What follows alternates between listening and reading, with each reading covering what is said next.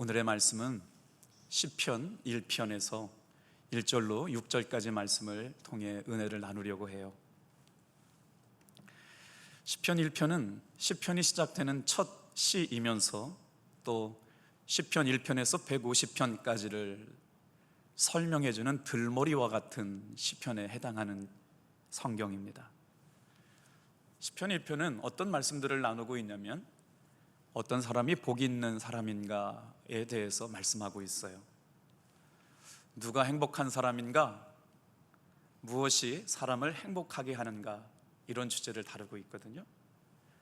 그래서 그렇게 시작하는 단어가 히브리어 원어 보니까 아쉬레라고 하는 단어로 시작되고 있어요. 복이 있는 사람은 무엇이다. 이렇게 1절에 복이 있는 사람은 무엇이다 라고 시작돼서 6절에 보니까 악인의 결국은 멸망이다, 이렇게 마무리하고 있거든요. 어떠한 사람이 길을 만들어 갑니다.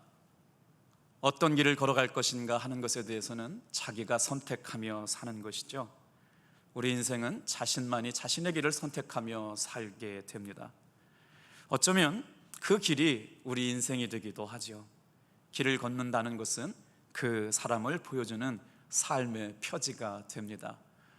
예배 가운데, 말씀 가운데 주일 예배로 나와 있는 사랑하는 성도 여러분, 우리가 가는 그 길에 주님의 은혜와 축복이 있기를 축복합니다. 시편은 원래 읽을 때 시로 읽어야 제맛이 납니다. 시편에는 모두 150개의 시가 담겨져 있어요. 이런 시를 수집해 놓은 책이 바로 시편인데, 우리가 시편을 읽으면서 하나님을 어떻게 고백하느냐, 이렇게 고백하잖아요. 생사화복을 주관하시는 하나님. 그러니까 사는 것과 죽는 것을 주관하시고 복을 받는 것과 화를 당하는 것의 주관자 되시는 분이 하나님이시다 라고 고백하는 것을 시편을 읽다 보면 알게 되거든요. 그러니 결국은 시편에는 무엇이 담겨져 있냐면 복 있는 사람의 인생의 시작과 마지막에 관한 말씀들을 계속 하고 있다는 것을 알게 돼요. 오늘 시편을 묵상하면서 이런 생각을 했습니다. 주님, 시편을 통해서 살아계신 하나님의 생생한 말씀과 동행했던 사람들처럼 이 말씀을 듣는 저와 여러분들에게도 그런 은혜를 허락하여 주시옵소서. 무슨 말씀이냐면 하나님의 말씀을 묵상하고 살았던 하나님의 사람들에게 주셨던 은혜가 오늘 우리들에게도 일상의 삶 가운데 경험되어지기를 기대가 생겼다는 거예요. 우리가 같이 한번 1절, 2절 같이 한번 읽어볼까요? 복 있는 사람으로 시작되네요. 시작. 복 있는 사람은 악인들의 꾀를 따르지 아니하며 죄인들의 길에 서지 아니하며 오만한 자들의 자리에 앉지 아니하고 오직 여호와의 율법을 즐거워하여 그의 율법을 주야로 묵상하는도다. 시편에는 하나님을 찾는 사람들의 이야기가 기록되어 있어요. 하나님을 찾는 사람들의 찬양, 하나님을 찾는 사람들의 기도, 하나님을 찾는 사람들이 올려드리는 마음의 소원이 담겨져 있죠. 그래서 이 시편을 뭐라고 얘기하냐면, 또 말씀이기 때문에 토라라고도 해요. 그래서 이 토라는 무슨 의미가 있냐면 지시하다라고 하는 뜻을 갖고 있어요. 설명해 볼게요. 하나님의 말씀을 찾고 하나님의 말씀의 진리를 구하고 하나님의 은혜를 사모하는 사람들에게 그 은혜를 충만하게 해주시는 분이 어떻게 되느냐? 지시해 주는 거예요. 갈 길을 지시해 주시고 살 길을 지시해 주시고 우리가 따라가야 할 하나님의 말씀을 우리의 삶 가운데 알게 하여 주시는 대로 우리는 그 말씀에 순종하며 따라갈 줄 믿습니다. 오늘 이렇게 하나님께서 인생의 길을 예비하여 주신 것처럼 하나님의 진리의 말씀 안에서 하나님께서 놀라운 은혜와 사랑을 깨닫게 된 사람, 그 사람이 바로 복 있는 사람이라는 거죠. 자, 복 있는 사람을 성경의 2절, 3절을 뭐라고 말씀하고 있냐면 시냇가에 심기운 나무라고 설명을 하고 있어요. 우리 같이 한번 1절, 2절 가운데 같이 한번 복 있는 사람이 어떤 사람인지 한번 또 볼게요. 자, 같이 읽어요. 시작. 복 있는 사람은 악인들의 꾀를 따르지 아니하며 죄인들의 길에 서지 아니하며 오만한 자들의 자리에 앉지 아니하고 오직 여호와의 율법을 즐거워하여 그의 율법을 주야로 묵상하는도다. 이게 복 있는 사람인데요, 이 복 있는 사람이 어떤 은혜로 살아가느냐, 3절에 보니까 그는 시냇가에 심은 나무가 철을 따라 열매를 맺으며 그 잎사귀가 마르지 아니함 같으니 그가 하는 모든 일이 다 형통하리로다. 시냇가에 심은 나무는 철을 따라 열매를 맺는데 시들지 않아요. 성경은 복 있는 사람을 왜 시냇가에 심겨진 나무라고 말씀하고 있는 걸까요? 오늘 이 말씀을 묵상하면서 이런 생각이 들었어요. 여러분, 똑같은 예배가 있고 똑같은 시간이지만 우리는 하나님 앞에 가장 중요한 예배의 시간을 선택했어요. 이렇게 선택할 수 있는 사람은 누구냐? 예수님을 영접한 사람들이에요. 예수님을 영접한 사람들은 어떠한 사람들이냐? 하나님의 말씀을 사모하는 사람들인 줄로 믿습니다. 하나님의 말씀이 믿어지고 하나님의 말씀이 주는 힘과 능력을 경험하고 살아가는 사람들이라는 것이죠. 그런 때에 어떻게 해요? 늘 주의 말씀을 묵상했어요. 주의 율법을 묵상했어요. 그랬더니 하나님께서 그 은혜를 사모하는 사람들에게 시냇가에 심기어진 나무같이 시절을 쫓아 열매와 과실을 맺는 나무가 되게 하셨다는 거예요. 이 말씀을 이렇게 생각해 보면 좋을 것 같아요. 예수 믿어봐도 별 수 없던데, 예수 믿고 살아봐도 힘들기만 하던데, 예수 믿으면 무슨 복이 있다고 그러는데 예수 믿어봐서 나는 복 받은 게 없는 것 같은데? 라고 묻는 사람들이 이 말씀을 읽을 때 어떻게 읽어야 되는지를 설명해 드리려고 그래요. 예수님을 영접한 사람들에게는요, 진정한 변화가 일어나요. 어떤 변화가 일어나느냐? 내 마음속에 죄 짓는 것이 이제 더 이상 기쁘지 않게 되기 시작합니다. 세상 사람들에게 어울려서 술 취하거나 기쁜 것, 세상 사람들과 함께 어울리는 것이 더 이상 기쁨이 되지 않게 되고요, 성경을 더 읽고 싶어지고 기도하고 싶어지고 하나님의 말씀을 전하고 싶은 마음들이 우리 가운데 생겨나기 시작하죠. 그리고 가정에 들어와서 가정에 더 충실하려고 그러고요, 가까운 사람들에게 사랑과 친절을 베풀려고 하고요, 하나님이 기뻐하시는 사람들을 만나게 되면 그들에게 마음과 시간을 쓰고 싶어지는 마음이 생겨나는 사람들, 이 사람들이 바로 예수님을 영접하고 살아가는 복된 사람인 줄로 믿습니다. 많은 사람들이 교회 안에서 예수님을 믿고 살아가지만 자기가 진짜 복된 것이 무엇인지를 모르고 살기 때문에 하나님께서는 어마어마한 것들을 우리에게 주셨지만 그것이 복인 줄 잘 모르는 것 같아요.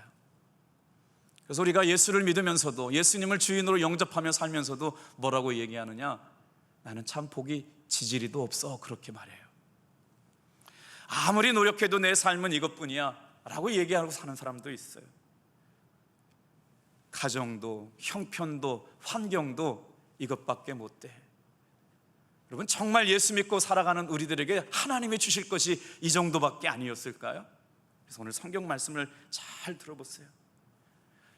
오늘 시편을 통해서 우리에게 말씀해 주고 싶은 진정한 복이 무엇인지 깨달아지는 귀한 시간 되기를 축복합니다. 복 있는 사람은 하나님의 말씀을 사모하는 사람이래요. 오늘 계속 1장을 넘나들 텐데 우리 같이 2절을 또 한번 읽어보겠어요. 복 있는 사람은 하나님의 말씀을 사모하는 사람입니다. 2절 같이 읽겠습니다. 시작. 오직 여호와의 율법을 즐거워하여 그의 율법을 주야로 묵상하는 도다. 여러분, 솔직히 말씀을 묵상한다고 우리의 삶에 어떤 변화가 일어나요? 아멘이어야 되는데, 하나님의 말씀이 그립고 하나님의 말씀이 사모해서 아침 저녁으로 하나님 말씀 묵상하고 살아가는 사람들에게 하나님께서 공급해 주시는 힘과 능력이 있음을 믿으시길 바랍니다. 그랬더니 말이에요, 그 사람이 복이라는 거예요.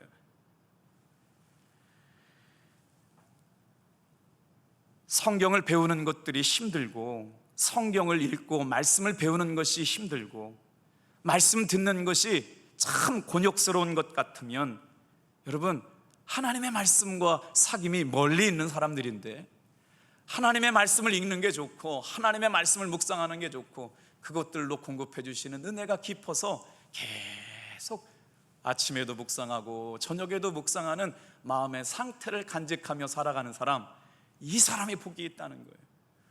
오늘 코로나19 때문에 당진 이동에서 확진자가 발생되었잖아요. 물론 외국에서 오신 분이지만 그래서 참 조심스러웠어요. 아마 당진에 있는 많은 목사님들이 오늘 주일 예배를 어떻게 드릴까 고민들 많이 하셨을 텐데, 그래도 오늘 이 현장 예배 나오신 분들 말이에요, 또 가정에서 예배 드리고 있는 분들도 마찬가지잖아요. 생각해 보겠어요. 하나님께서 이 어려운 때에도 말씀을 사모하고 은혜를 사모하여 모인 우리들에게 놀라운 은혜를 부어주실 줄로 믿습니다. 왜 우리가 말씀을 싫어하게 되었을까요? 왜 우리가 말씀을 읽어도 은혜를 받지 못하게 되었을까요? 우리 마음은 원래 하나님의 은혜 가운데 살았어야 되는데 죄가 들어왔어요. 하나님으로부터 분리되었어요. 하나님의 말씀을 상고하지 못하게 되었다라고 하는 거예요. 그래서 정말 매 순간마다 아침마다 하나님의 말씀을 묵상하고 살아가야 된 우리들이 하나님의 말씀으로부터 멀어지는 시간들을 갖게 되었다는 거예요. 그런데 예수님을 영접하고 예수님의 말씀을 사모하는 사람들이 그것 자체가 복인 줄 믿으시길 바랍니다. 오늘 우리가 이 예배 시간에 나와서 하나님의 말씀을 읽고 하나님의 말씀을 묵상하고 하나님이 말씀을 통해서 공급해 주시는 그 은혜가 우리에게 힘과 능력이 됨을 깨닫게 됩니다. 하나님의 말씀을 갈망하는 사람들이요, 하나님의 말씀을 주는 은혜를 사모하는 사람들이요. 그래서 고린도전서 2장 12절 말씀을 이렇게 얘기하고 있어요. 같이 한번 읽어볼게요. 시작. 우리가 세상의 영을 받지 아니하고 오직 하나님으로부터 온 영을 받았으니 이는 우리로 하여금 하나님께서 우리에게 은혜로 주신 것을 알게 하려 함이라. 하나님께서 오늘 이 예배에 말씀을 듣는 사랑하는 성도 여러분들에게 하나님의 영으로 알게 하신 것들을 깨닫게 하시려고 저와 여러분을 불러주신 줄로 믿습니다. 인터넷 환경으로 예배드리는 사랑하는 성도 여러분, 지금 반드시 하나님께서는 이 시간을 통해서 말씀해 주실 줄로 믿습니다. 하나님께서 하나님의 영으로부터 올게 하신 것을 알게 하시고 깨닫게 하셔서 우리에게 은혜로 주신 것들을 생각나게 하여 주실 줄로 믿습니다. 찬송을 부를 때 은혜가 넘치죠. 말씀을 들을 때 은혜가 되죠. 기도할 때 우리의 마음이 새로워지죠. 그것을 놓치지 않고 살아가는 사람, 이 사람이 바로 하나님 앞에 복이 있는 사람인 줄로 믿습니다. 복은 받아야 해요. 갈망해야 돼요. 사모해야 합니다. 복 있는 사람은 여러분, 복 없는 사람과 다르게 살아갑니다. 예수님을 영접했어요. 말씀을 사모했어요. 그랬더니 그 예수님을 영접하고 말씀을 사모하는 사람의 삶의 모습이 달랐다라고 하는 거예요. 우리 한번 3절 4절 같이 읽어볼게요. 같이 읽어볼까요? 어떤 다른 삶을 살았는지. 시작. 그는 시냇가에 심은 나무가 철을 따라 열매를 맺으며 그 잎사귀가 마르지 아니함 같으니 그가 하는 모든 일이 다 형통하리로다. 악인은 그렇지 아니하며 오직 바람에 나는 겨와 같도다. 시냇가에 심겨진 나무는요, 저절로 과실을 맺게 됩니다. 더 놀라운 것은 잎사귀가 마르지 않게 하시겠다는 거예요. 그럼 마를 이유가 없어요. 왜요? 생명의 강가에서 풍성한 은혜를 공급받고 있기 때문에 그래요. 오늘 코로나19가 아무리 우리를 위협해도요, 예배를 소중하게 여기는 사랑하는 탑동교회 교우들 되기를 축복합니다. 오늘 가정에서 예배 드릴 수밖에 없는 상황이지만 말이에요, 그럼에도 불구하고 말씀을 귀하게 여기고 사모할 수 있게 되기를 주님의 이름으로 축복합니다. 그런 사람이 어떤 사람이냐? 바로 시냇가에 심기어진 사람이라는 거예요. 이런 삶이 복이 있다는 거예요. 잎사귀가 마르지 않습니다. 마를 이유가 없어요. 그런데 그렇지 못한 사람이 있대요. 어떤 사람이요? 거칠고 메마른 산 위에 심기어진 나무 같은 거예요. 물을 흡수하기 위해서 몸부림을 쳐보지만 과실을 맺기가 어려워요. 과실은 고사하고 생존도 어렵습니다. 말라 죽고 말죠. 이런 사람은 복이 없는 사람이에요. 오늘 이 말씀을 묵상하다 보면 의인의 삶과 악인의 삶에 차이나는 단어 하나가 딱 있어요. 그게 바로 뭘까요? 형통함입니다. 오늘 그럼에도 불구하고 하나님 앞에 마음과 중심을 다해서 예배하는 우리에게 하나님이 주시겠다고 약속하신 것이 있어요. 형통함을 부어주실 줄로 믿습니다. 이런 삶의 복이 있는 것이죠. 그런데 여기에서 형통함이라고 하는 단어를 해석해 드려야 돼요. 세상적인 기준으로 볼 때 형통함이 뭘까요? 좋은 집도 있어야 돼요. 남들이 부러워할 만큼 고급스러운 차도 있어야 돼요. 자녀들도 공부도 잘해서 웬만한 스펙은 갖추어야 복이고요. 퇴직하고 노후에도 적금이나 무언가를 준비해 놓은 것이 넉넉해야만 형통함이라고 하는 기준을 갖고 산다 보면 내가 가지고 있는 삶의 형편에 비교해 볼 때 하나님이 주시는 것은 부끄럽게 짝이 없어요. 그때 어떻게 감사가 있을 수 있어요? 여기에 오해가 있는 거예요, 여러분. 세상 사람들이 기준하고 있는 형통함과 하나님이 말씀하시고 있는 형통함의 기준이 다른 줄로 믿습니다. 오늘 하나님이 말씀하시는 형통함을 여러분 제대로 깨닫게 될 수 있는 시간들 되기를 축복해요. 어떤 형통함을 말씀하실까요? 오늘 말씀을 자세히 읽어보면 이렇게 말씀하세요. 다 같이 한번 따라해 보실래요? 율법을 즐거워하고 묵상하는 사람, 그게 의인의 삶이거든요. 그게 복 있는 삶이거든요. 그게 형통함을 주시겠다는 삶이거든요. 그러니까 하나님께서 우리에게 주시는 복이라고 하는 건 뭐예요? 하나님의 말씀을 묵상해요. 하나님의 말씀을 즐거워해요. 하나님의 말씀 안에서 행복해해요. 그 안에 생명이 있어요. 그 안에 진리가 있어요. 그거를 기뻐하는 삶이에요. 그것이 하나님께서 우리에게 주시겠다는 형통함을 담고 있는 그릇이거든요. 오늘 우리가 비교해야 될 세상의 가치, 여러분 세상의 가치 기준대로 하나님의 형통함을 비교해 보지 않게 되기를 축복합니다. 세상의 가치 기준 가지고 우리를 비교해 보면 비교할 수가 없어요. 왜요? 그래서 오늘 말씀을 읽다가 정말 중요한 단서 하나가 있습니다. 뭐냐면 말씀을 듣는 것이 즐거워지면, 말씀을 묵상하는 것이 행복해지면 그것이 바로 복인 줄 믿으시길 바랍니다.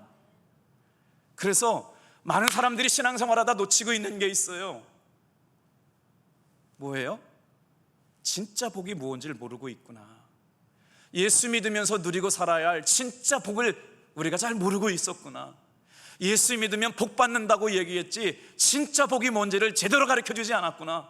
그러니까 예수 믿으면 좋은 대학 가고 좋은 사업하고 형통하게 되고 아프면 안 되고 병에 걸리면 안 되고, 여러분 제가 볼 때 하나님은 분명히 기도하는 사람에게 그런 복도 주시지만 그 복이 하나님이 말씀하시는 복은 아니라고 하는 걸 깨닫게 되길 바랍니다. 그럼 무슨 복을 말씀하시고 있을까요? 진정한 복이 무엇인지 오늘 한번 말씀 속으로 들어가 보려고 합니다. 이스라엘 백성들에게 하나님께서 말씀해 주셨어요. 제사장들에게 이스라엘 백성을 축복할 때면 이렇게 축복하여 줘라. 오늘 하나님께서 나에게 주시는 진정한 복을 깨달아서 이런 복을 사모하고 이런 복을 누리게 하여 주시옵소서라고 말씀드리려고 하다 보니까 하나님께서 우리에게 주셨던 복을 찾게 되었어요. 우리 한번 성경으로 가봐요.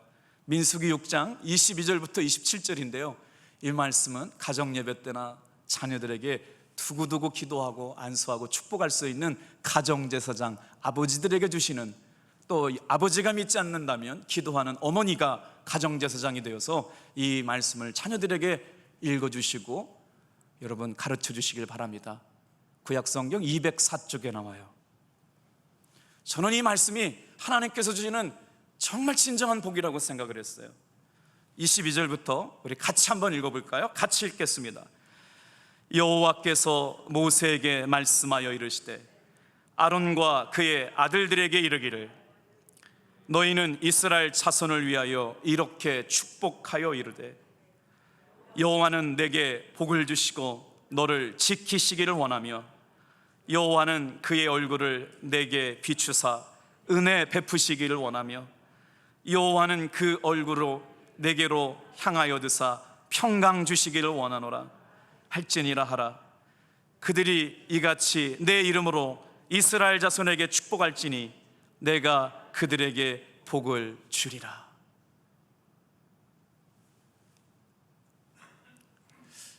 읽긴 읽었는데 진정한 복이 느껴지셨어요? 다시 한번 설명해 볼까요? 저는 이 말씀을 이렇게 읽었어요. 하나님이 오늘 이 아침에 우리에게 주시려고 하시는 복이요, 우리가 세상적인 가치와 세상적인 잣대로 누려야 될 복이 아니라 하나님께서 성경에서 원래 말씀하여 주시려고 했던 복 말입니다. 그 복이 뭘까? 읽고 또 읽고 읽고 또 읽다 보니까 진짜 하나님이 우리에게 주시려고 했던 복은 다른 게 아니었어요. 다 같이 한번 따라해 주세요. 하나님과 친밀해지는 게 복이었다. 여러분, 이 말씀 보세요. 하나님께서 우리에게 복 주기로 마음먹으셨어요. 근데 그 복 중에 복이 뭐였느냐? 하나님은 오늘 이 예배하는 사랑하는 성들과 친밀한 관계, 사귐이 있는 관계, 소통하고 날마다 만나시는 그 은혜의 관계를 맺고 싶으시어 복 주신 줄로 믿습니다. 그러니까 가정 안에서 예배드리는 성도들에게도 그 마음이 있잖아요. 오늘 그럼에도 불구하고 현장에 나와서 예배드리는 성도들에게 있잖아요. 하나님, 나는 하나님을 사랑합니다. 하나님을 예배합니다. 오직 주님만이 나의 생명이시고 진리시고 은혜가 되시는 구원자이십니다 라고 하는 친밀함을 주시는 것이 성도에게 하나님이 주시는 복인 줄로 믿습니다. 그래서 이 친밀함을 잃어버리면 가슴을 치면서 회복해야 돼요. 뭐라고 말씀하세요? 은혜와 평강이 복이에요. 두려워하고 염려하고 근심 많은 오늘 같은 삶의 모습에서 하나님이 하나님의 사람들에게 은혜와 평강의 복으로 인도하여 주실 줄로 믿습니다. 놀라운 진리 아니에요? 두려워할 수밖에 없습니다. 염려할 수밖에 없습니다. 무서워할 수밖에 없습니다. 근심할 수밖에 없습니다. 그런데 하나님께서 하나님의 말씀을, 주의 율법을 아침 저녁으로 묵상하며 되새김질하고 살아가는 사람에게 은혜와 평강을 주시겠다는 거예요. 오늘 이 은혜가 저와 여러분들에게 경험되어지는 한 주간 되기를 축복합니다. 예배를 드리는 순간 하나님께서 누리게 하시는 복이 있대요. 얼마나 감사해요. 예배를 드리는 순간 하나님께서 예배하는 성도들에게 누리게 하시는 복이 있다는 거예요. 여러분, 오늘 이 복이 경험되어지게 되기를 소원해요. 많은 성도들은 이렇게 엄청난 복을 받고도 자신이 무슨 복을 받았는지 모르기에 감사할 줄 모르고 깨닫지 못하고 살지요. 누리고 살지 못하지요. 그래서 시편은 복 있는 사람이 어떻게 인생을 살아가야 되는지, 살아가야 할 믿음의 도리에 대해서 말씀하고 있어요. 복 있는 사람이 가야 할 길. 자, 뭐라고 말씀하시는 줄 아세요? 어린이가 태어나서 가장 먼저 배우는 단어 2개가 있대요. 첫째는 먹을 수 있는 것을 가르칠 때 맘마라고 하는 단어를 배우고, 먹지 말아야 할 단어를 가르칠 때 지지라고 하는 단어를 배우잖아요. 먹어도 되는 것은 맘마입니다. 먹어서 안 되는 건 지지입니다. 아마 생각해 보면 그래요. 맘마 그러면 밥 먹는 시간이잖아요. 근데 먹어서 안 되는 것은 지지예요. 이 말씀을 이렇게 시편의 말씀을 적용해 볼게요. 하나님의 사람들이 인생의 길을 살아가면서 해야 될 일들을 하고 사는 것은 바로 맘마 같은 것이에요. 그러나 해서는 안 되는 것들은 지지와 같은 말씀이에요. 시편의 말씀은 머리로 이해되는 말씀이 아니라 가슴으로 이해돼야 순종할 수 있습니다. 시편의 말씀은 믿음의 삶으로 이야기하는 거예요. 믿음의 법도와 규례를 말씀하고 있는데 행하라, 따르라라고 얘기하지 않고 있어요. 그러니까 시편의 말씀은 율례를 지키고 법도를 행하라고 말씀하지 않고 있어요. 뭐라고 말씀하고 있어요? 놀랍게요. 다 같이 한번 따라해 보세요. 즐거워하며 묵상하여라. 그러니까 이 시편의 말씀을 보세요. 다시 한번 2절 말씀 좀 읽고 넘어올까요? 시작. 오직 여호와의 율법을 즐거워하여 그의 율법을 주야로 묵상하는도다. 복이 있는 사람은 오로지 하나님의 말씀을 즐거워해요. 밤낮으로 율법을 묵상하는 사람이에요. 그러니까 오늘 하나님께서 우리 사랑하는 탑동교회 교우들에게 요구하시는 것이 뭐냐? 하나님의 말씀을 즐거워하는 사람, 하나님의 말씀을 아침 저녁으로 묵상하는 사람. 이 말씀에서 결코 하나님의 말씀은 강압적이지 않습니다. 왜요? 주님의 말씀을 묵상하는 것은 즐거운 일이기 때문에 그래요. 그래서 하나님의 말씀을 아침에도 묵상하고 저녁에도 묵상하는 사람들은 어떻게 해요? 하나님의 말씀 안에서 인생의 길을 찾아가요. 걸어가야 할 삶의 길을 발견하게 돼요. 삶의 방향과 목표가 정해져요. 그래서 하나님의 말씀을 묵상하면 묵상할수록 삶에 주시는 하나님의 통찰력이 생기게 될 줄로 믿습니다. 그래서 시편의 1편은 시편 1편부터 150편까지 어떻게 해요? 감사와 찬양으로 드려지는 관문에 속하는 시예요. 그래서 이 본문을 왕대일 교수라고 감리교 신학대학교 구약학 교수신데, 율법이라고 하는 단어가 우리를 오해하게 만든다는 거예요. 율법주의자라고 하는 뉘앙스가 있잖아요. 그래서 시편 1편을 어떻게 읽어야 된다고 말하냐면, 이 율법이라고 하는 단어를 바꿔 읽자, 가르침이나 교훈을 넣어서 읽어보자 라고 권면하고 있어요. 제가 한번 읽어드려 볼게요. 여러분, 이렇게 읽으면요, 시편의 맛과 향기가 달라져요. 복 있는 사람은 악인의 꾀를 따르지 않는 사람이다. 죄인의 길에 서지 않는 사람이다. 거들먹거리는 사람들의 자리에 끼지 않는 사람이다. 오로지 주님의 은총을 즐거워하며 밤낮으로 그 교훈을 읊조리는 사람이다. 왕대현 교수가 이것을 개인으로 번역했어요. 주님의 은총을 즐거워하며 밤낮으로 그 교훈을 묵상하는 사람들, 이 사람들이 하나님 앞에 복 있는 사람인 줄로 믿습니다. 그래서 복 있는 사람을 가리켜 뭐라고 말씀했느냐? 주님이 주시는 은총을 밤낮으로 묵상하며 사는 사람들이에요. 이 말씀을 듣고 있는 사랑하는 성도 여러분, 하나님께서 베풀어 주신 은혜를 아침 저녁으로 묵상하며 사시고 기도하는 여러분 되기를 축복합니다. 그래서 그 하나님의 말씀에 마음이 열려있는 사람 말이에요. 하나님의 말씀에 마음이 열려있는 것으로 아멘하고 순종할 수 있는 사람이 복이 있는 사람이라는 것이죠.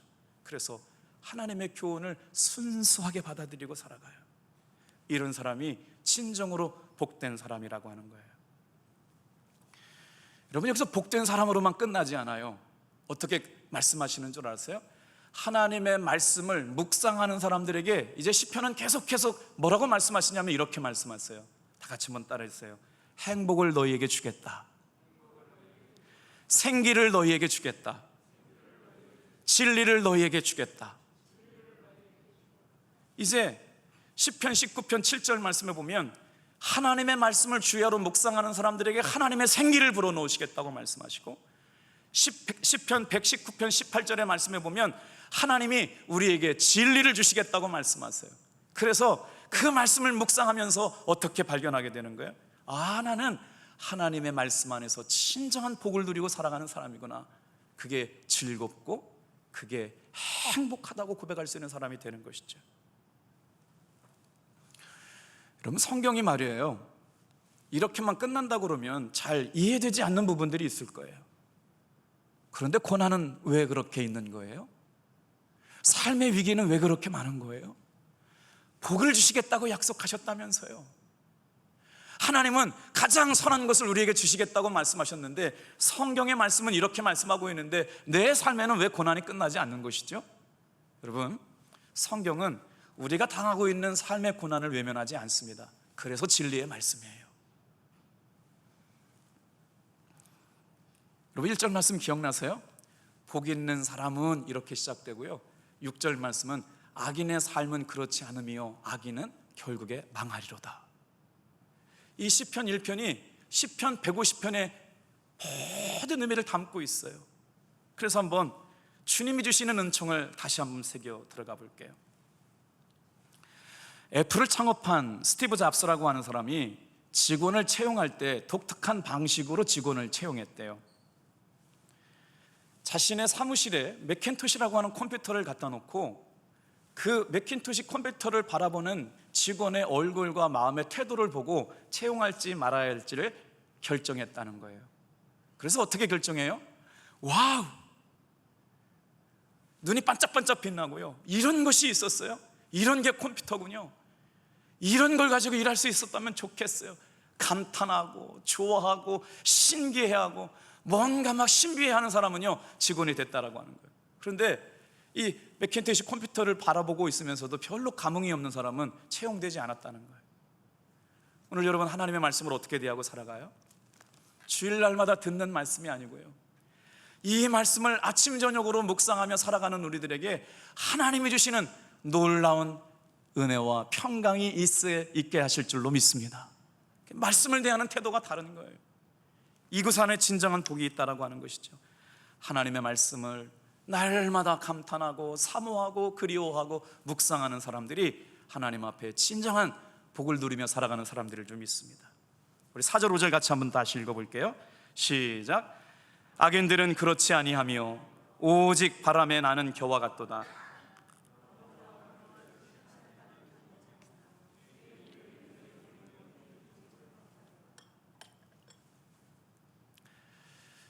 복 있는 사람이라고 말씀하시면서 악인들을 대비시켜서 말씀하시잖아요. 여기서 신학적으로 말할 때 아담이 타락하고 나서 간 곳이 있어요. 들어가지 못하는 자리가 있잖아요. 원래 하나님의 사람들은 어디에서 살아야 되느냐? 에덴 동산에서 살아야 됐어요. 그런데 인간이 선악과를 따먹고 타락한 뒤에는 어디로 갔느냐? 정착해서 산 곳이 에덴의 동쪽이에요. 그러니까 말이에요, 성경적으로 판단할 때 타락한 인간이 사는 곳은 어디냐? 딱 한 곳이거든요. 그것이 바로 뭐냐면 에덴의 동쪽이었어요. 에덴 동산에서 살아야 됐어요. 우리는요, 하나님과 교제하며 사귀며 살았어야 되거든요. 그런데 우리의 삶에 죄가 들어오고 나서 어디로 쫓겨났느냐면 에덴의 동쪽으로 쫓겨났어요. 여러분, 여기에서 우리의 삶에 현존이 있어요. 실존이 있어요. 어떻게 됐죠? 그리고 나서부터 우리의 삶에 가시와 엉겅퀴가 생겨나기 시작했어요. 하나님이 주셨던 에덴 동산에서 쫓겨나고 나서부터 뭐가 찾아왔어요? 죄가 찾아왔어요. 고통이 찾아왔어요. 죽음이 찾아왔어요. 그래서 오늘은 지금 우리가 다 어디에 살고 있느냐? 에덴의 동쪽에 살고 있는 거예요. 그런데 시편 기자는 그렇게 말씀하고 있어요. 하나님의 말씀, 하나님의 진리를 찾는 사람에게 다시 에덴 동산에서 사는 것과 같은 영적인 충만한 은혜를 준비시켜주고 계심을 믿으시길 바랍니다. 그래서 하나님의 사람들은 어떻게 살아야 되느냐? 말씀 가운데 사는 거예요. 하나님의 진리와 생명 가운데 사는 거예요. 성경 말씀 한번 찾아볼까요? 오늘 이 말씀을 이제 마치려고 그래요. 오늘 사랑하는 성도 여러분, 고난이 있어요. 아픔이 있어요. 눈물이 있어요. 죄가 있어요. 그런데 그런 에덴의 동쪽에서 하나님께서 우리의 삶을 어디로 열어놓으셨느냐? 바로 에덴 동산의 생명의 기회를 아직 우리에게 열어놓고 있음을 믿으시길 바랍니다. 창세기 3장 23절 24절 같이 한번 읽어볼게요. 시작. 여호와 하나님이 에덴 동산에서 그를 내보내어 그의 근원이 된 땅을 갈게 하시니라. 이같이 하나님이 그 사람을 쫓아내시고 에덴 동산 동쪽에 그룹들과 두루도는 불칼을 두어 생명나무의 길을 지키게 하시니라. 어떻게 에덴 동산으로 다시 돌아갈 수가 있어요?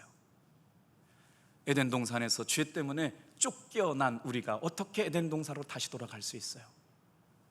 여러분, 오직 하나님은요, 하나님의 말씀을 묵상하고 하나님의 은혜를 그리워하고 은혜와 평강을 사모하면서 하나님이 나에게 주신 오늘 말씀을 통해 자신의 삶을 조율하고 그 말씀을 통해서 늘 깨닫고 삶의 방향을 정하고 삶의 길을 결단하는 사람들에게 하나님은 생명나무에 버금가는 은혜와 은총을 회복시켜 주실 줄 믿습니다.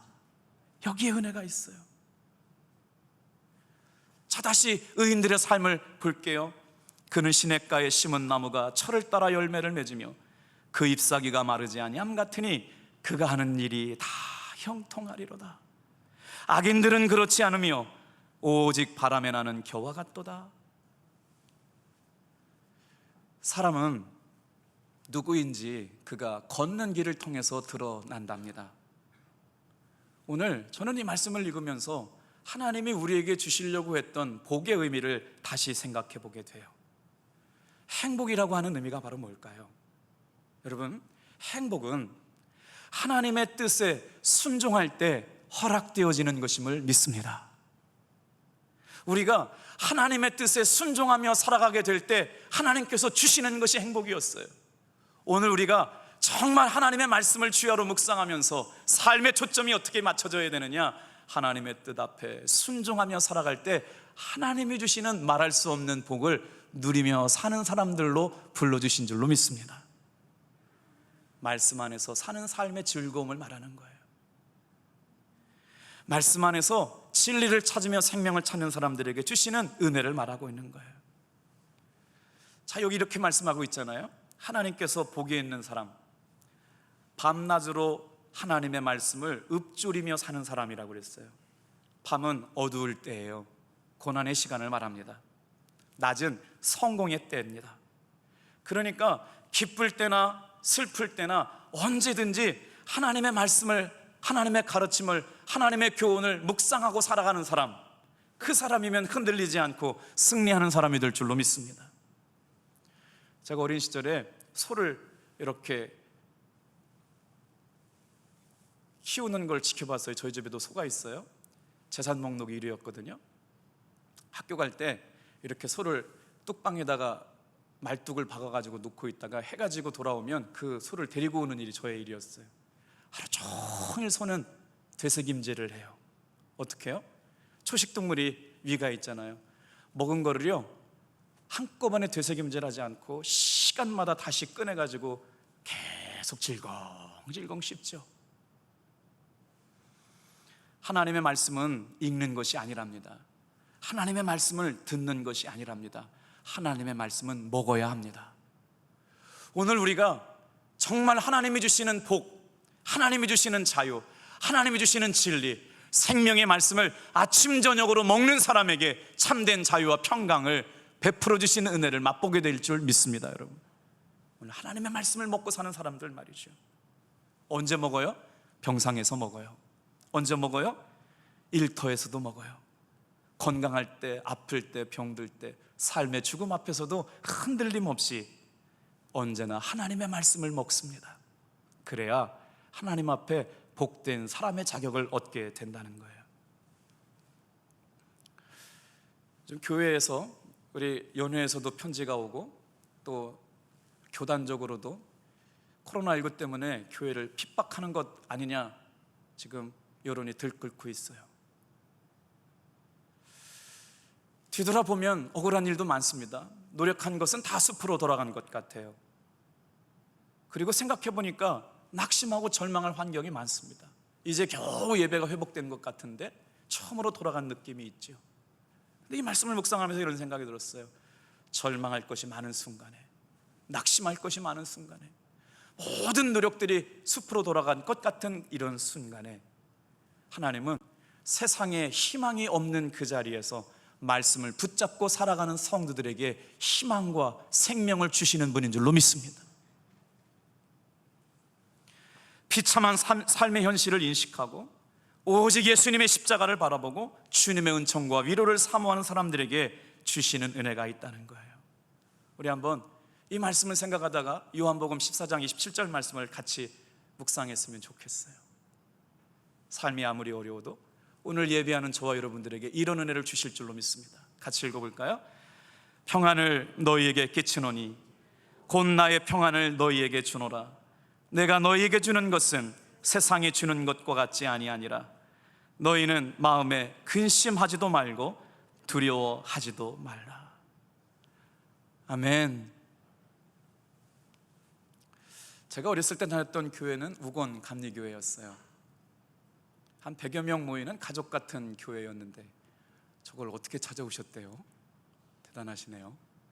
제가 다녔던 모교회, 어렸을 때 다녔던 교회인데 저희 집이 오른쪽 편에 있고 저쪽 왼편이 목사님 관사예요. 그러니까 교회 마당이 우리 집 마당이기도 하고 교회 마당이기도 하고 목사님 관사가 있는 곳인데 이제 새로 옮겨갔는데 저건 구예배당인데 구예배당을 잘 찾아주셨네요.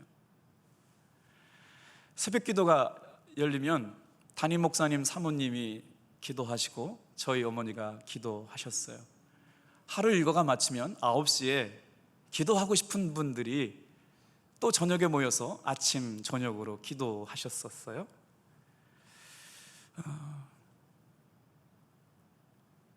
눈물에 방석을 적시면서 기도하셨을 때 담임 목사님 사모님과 제 어머니였던 박길래 권사님이 기도의 동역자였죠.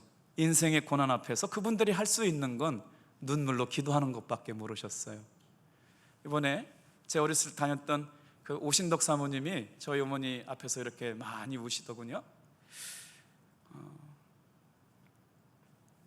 그때 당시에 목사님 아들이 하나 있었고 장로님 아들이 하나 있었는데, 목사님 아들도 목사가 됐어요. 장로님 아들도 목사가 됐어요. 그래서 우건교회를 담임하고 계셨던 호정길 목사님 사모님이 오신덕 사모님이셨는데, 오신덕 사모님은 모든 교우들의 어머니셨죠. 물론 저에게도 어머니셨어요. 그러니까 그렇게 참 사랑이 많은 교회에서 같이 신앙생활 했었죠. 장례를 마치고 제가 다녔을 때 오신덕 목사님의 아들이 감리교 목사가 되었는데 저한테 편지를 한 통 보냈네요. 순전한 나드 한 옥합을 드린 여인처럼 평생 십자가 지고 참고 품고 돕기를 끝까지 하신 박길래 권사님이 가시는 길에 어찌 마지막 인사를 드리지 않을 수 있겠어요. 훌륭하고 순전한 어머니의 신앙을 곁에서 보고 배운 것만으로도 저에게는 영광이었습니다. 육신의 이별은 슬프나 이제야 완전한 평화를 얻으신 어머니의 승리로 위로 삼으시고 새 힘 내시길 바라오. 호대원 목사. 사람이 누구인지 그가 걷는 길을 통해 드러난다고 하죠. 누군가 제 어머니의 삶을 기억하고 순전한 나드 옥합을 깨뜨렸던 여인처럼 기억해주는 그 고백만으로도 저희 어머니의 삶의 이력이 되었던 것 같아서 참 감동스러웠습니다. 오늘 사랑하는 성도 여러분, 김영봉 교수가 쓴 책 중에 사람은 가도 사랑은 남는다라는 책이 있었어요. 저와 여러분의 삶의 마지막을 누군가는 어떻게 기억하게 될까요? 저는 이 말씀을 계속 읽으면서 그런 하나의 바람이 하나 생겼어요. 주님, 제가 아침부터 저녁까지 하나님의 말씀을 되새김질을 하면서 사는 목사가 되길 원합니다. 그리고 나서 하나님의 은혜를 그렇게 생생하게 경험했던 사람들처럼 저에게도 하나님과 친밀한 은혜를 누리고 살 수 있는 은혜를 깨닫게 하여 주시옵소서. 오늘 저와 여러분이 걷는 길을 누군가는 그렇게 기억할 것 아니겠어요? 인생 참 잘 산다는 건 뭘까요? 복을 누리고 행복하게 산다는 거죠. 오늘 저는 오직 하나님의 말씀 앞에서 주야로 묵상하고 주의 교훈과 주의 은혜로 주님이 기뻐하시는 삶을 살아가는 그런 삶이 복된 삶이라고 믿습니다. 강재현 시인이 쓴 시 하나 읽어드리고 설교를 마칠게요. 어머니 장례를 지내면서 사랑합니다, 고맙습니다, 감사합니다, 어머니 잊지 않겠습니다 라고 말할 수 없는 형편의 때를 만나게 된다는 걸 알게 되었어요. 코로나19 때문에 잘 찾아뵙지 못했었거든요. 근데 이 시가 주는 감동이 너무나 놀라워요. 여러분 한번 잘 들어보세요. 연습해 두어야겠다라는 시예요. 떠나가는 마지막 시간, 남겨둘 마지막 한마디, 연습해 두어야겠다. 영육의 갈림길에서 허둥대지 않고 차분히 들려줄 마지막 한마디, 연습해 두어야겠다. 각오 없는 훗날 그때도 죽지 않고 살아있을 마지막 한마디, 연습해 두어야겠다. 복 있는 사람은 말씀에 순종하고 말씀 안에 자유하고 기뻐하는 사람들인 줄로 믿습니다. 이제 우리의 영혼이 주님의 부름을 받을 때가 있어요. 저는 이 말씀을 읽다가 결국 의인에게 주시는 복이 뭘까를 하나 생각하게 되었습니다. 악인은 그렇지 못하다잖아요. 그런데 의인에게 부어주셨던 은혜가 뭐냐? 바로 천국을 준비해 주신 삶이라는 것이죠. 저와 여러분들의 삶은 바로 말씀에 순종하고 은혜 가운데 살다 보니까 하나님께서 예배해 두신 천국이 준비되었다는 거예요. 아무리 깨끗하게 살고 아무리 유명하게 살고 아무리 힘을 갖고 살아도 여러분, 예수가 없는 사람에게는 천국이 자기 집이 아닌 거예요. 아버지 하나님이 자기 하나님이 아닌 거예요. 예비된 천국이 절대로 자기가 갈 곳이지 않기 때문에 인생이 비참하게 멸망하는 것이 아닐까요? 오늘 죽음을 앞에 두고 구슬하고 또 곡을 하고 죽음 이후의 삶이 복되라고 용을 써보지만 여러분, 악인들의 삶에는 천국이 준비되어 있지 않습니다. 저와 여러분들에게는 하나님이 주시는 영원한 천국, 생명의 은혜가 있음을 믿고 승리하는 여러분, 이런 사람들이 복된 삶을 사는 성도라고 믿습니다. 기도하겠어요.